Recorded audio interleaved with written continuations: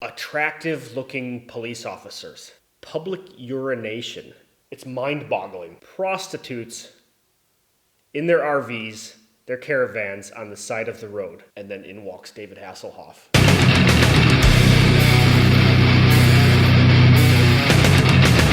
Moin! Welcome to Krautsalat. I am Eric, an American living in Germany. Here's a list of 10 WTF things that I've seen around Germany. This could be good or bad, totally random. I will show you. Stick around to the end. The last one is, I don't know, WTF. Number one, in the US, we call these things generically a Band-Aid, a pflaster.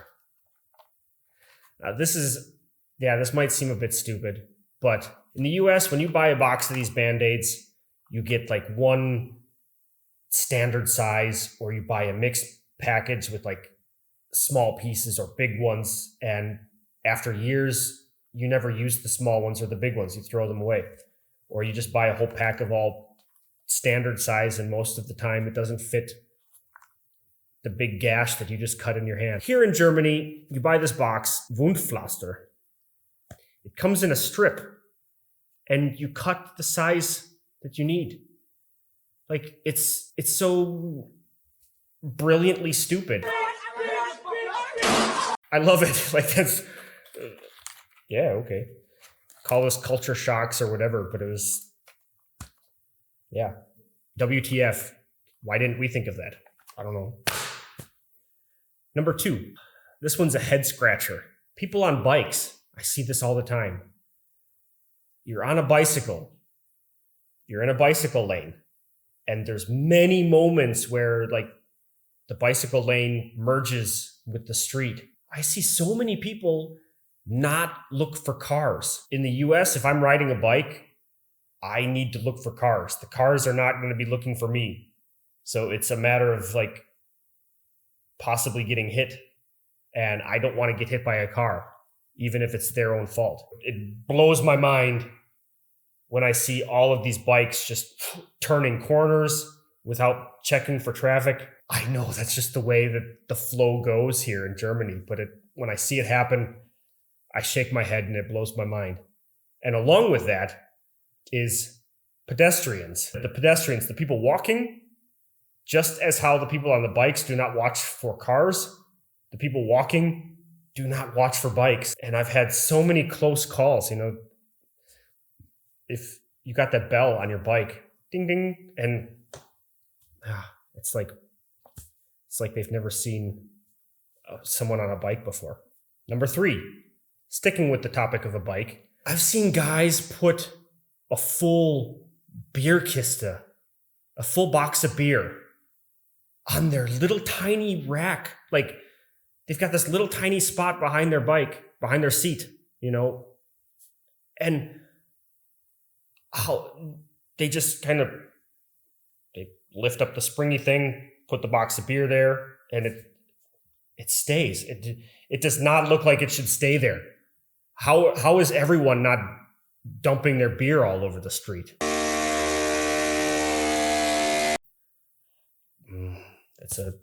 guess you have to be German to have this talent, maybe. Number four, WTF, Met. This raw meat, balled up, a little bit of onion or something on bread. This is an acquired taste. Why? It's not bad. I've had it. I don't particularly like the texture of it. It's a little bit weird. And I know that the type of meat made, you have to eat it fresh. But it's still so weird. I don't know. Yeah, welcome to Germany. Number five, this one's a bit silly. Public urination. This is a bit disgusting in a lot of places, but everybody does it. Maybe not everybody, but you get my point. You see everybody. Like, it's mind-boggling.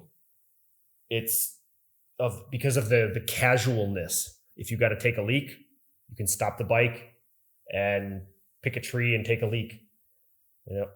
Obviously, I don't know, or maybe not obviously, have some discretion.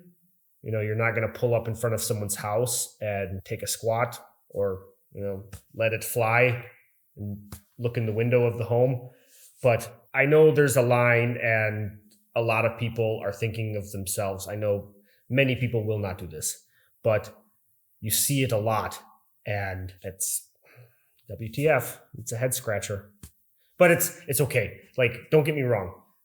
I encourage it. If you're at the lake, if it's a beautiful Saturday afternoon in the summer, I think it's nature.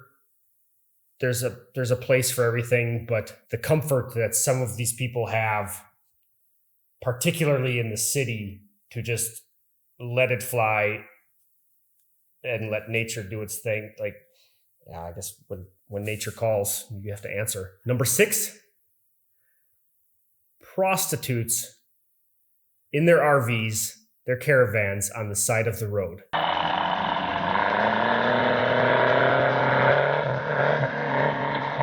This is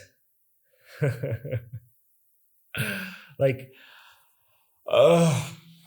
this is a bit funny. Like, I'm not knocking it, but the first time that this was pointed out to me, going on a drive, and it was said, "Hey, do you know what all these RVs are sitting on the side of the road?" And I'm thinking people going camping. No, these are girls working. I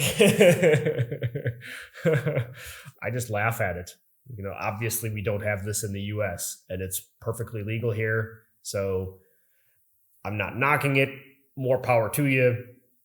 Do your thing. All is fine and good, but it's something that I am not used to. Number 7, WTF. For me, this is like personal information that you would not share. In the US, bank account numbers. This is a bit of a culture shock. I didn't want to make a culture shock video, but that's basically what this is. I'm sorry. The banks here are designed, I guess, with a bit more security, but a lot of payments, like payments for services or buying goods or whatnot, is done by bank transfer. You get a letter in the mail and it's got the bank information there. And this really surprises me, because in the US, you keep all of your bank information very private. Yeah, like you see the IBAN and the number, and everyone's quite open with this. And that's, again, mind-boggling. It surprises me every time I see it. Number 8, the younger drinking age. I actually respect this and I agree with it. It seems like, in comparison from the US, the drinking age is higher. And when you come of age and you're able to legally drink, more people overdo it. I see more really heavy drinking in the US in comparison to here. I see more responsibility and control.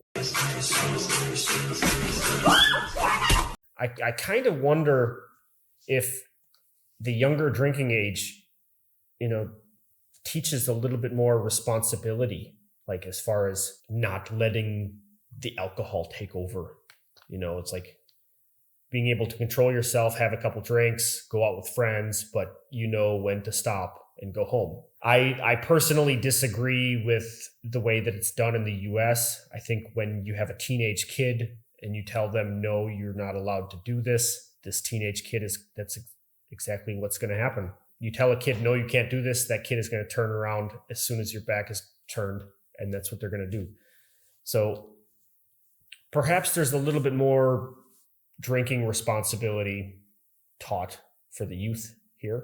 Number 9, this one, I bet someone's going to have something to say to me about this one. This one will get some reaction.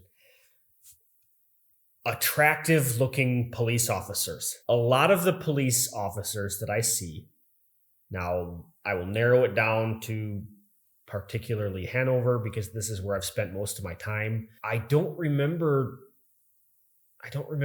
police officers in the US looking good. I think here, I know, like, The officers working on the street are typically younger, so maybe they're all in their 20s.